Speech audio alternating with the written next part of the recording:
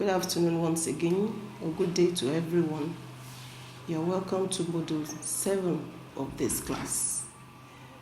And in Module 7 of this class, it's going to be an interesting topic. We all know a sexually transmitted disease that everyone is so fearful and dreadful of which, even before you go into marriage, you want to test the status of your partner. And the title for this module is HIV/AIDS. HIV. And what does HIV stands for? HIV stands for Human Immunodeficiency Syndrome. And AIDS stands for Acquired Immunodeficiency Syndrome. The Human Immunodeficiency Syndrome is an infection that attacks the body's immune system.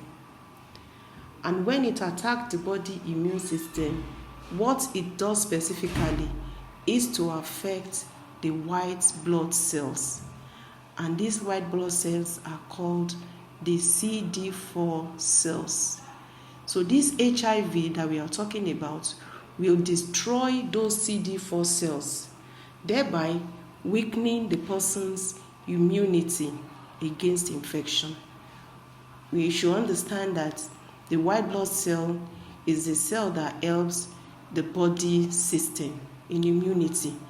It gets the body immune to any disease. So if the blood cell, that is the white blood cell, is being attacked by this virus, what it does is to destroy that white blood cell.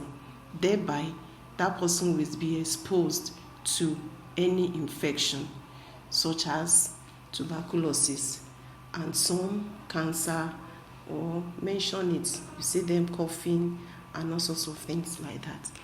It is HIV, that is the virus that causes the disease called acquired immunodeficiency virus. Now let's move to Unit 2, and in this Unit 2 we shall be talking about the mode of transmission. How does this HIV get into the body system? It gets into the body system as a result of infected body fluids. And when we say body fluids such as blood, such as breast milk, semen, or vaginal secretion. It is only when those fluids are infected that one can be infected.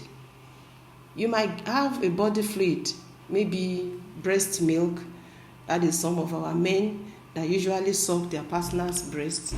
If the partner is having HIV, such should not happen anymore. But if the breast milk is not infected, fine. But if it is infected, it can be dangerous.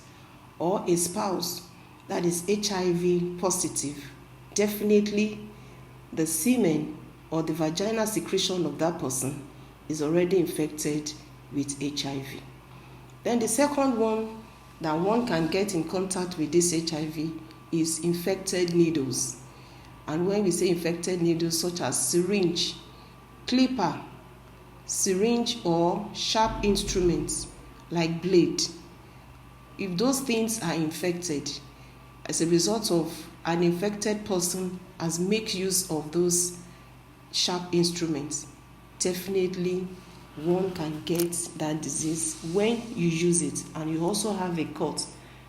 Thereby, there is mixture of your own blood with that instrument that you have used. The dreadful thing about this HIV is that it is virus. Virus is very, very dangerous. And another way in which we can get in contact with this HIV is through vaginal or anal sex with infected partner. If a partner is infected with HIV, such partner will have that disease, vaginal or anal. And another one is during pregnancy. A woman who is pregnant and the status is positive. During labor, if care is not taken or the management is not well taken care of, during delivery, such child can be infected from the mother to a baby. And this same pregnant woman after delivery, she can also infect the baby through breast milk. So during breastfeeding of an infected mother to the child will definitely get that disease. Or the partner who like sucking the mother's breast or the spouse's breast will definitely get HIV from an infected breast milk. And the last one you have here is exposure to blood of an infected patient or a victim. As a result of transfusion, if the blood is not tested before transfusion, anybody that get that blood definitely will get in contact with HIV. So before one can get transfusion of blood, such person should test that blood before getting the blood to be transfused. So we move to the next unit, and that is unit 3 of this module. Thank you for listening. God bless you real good.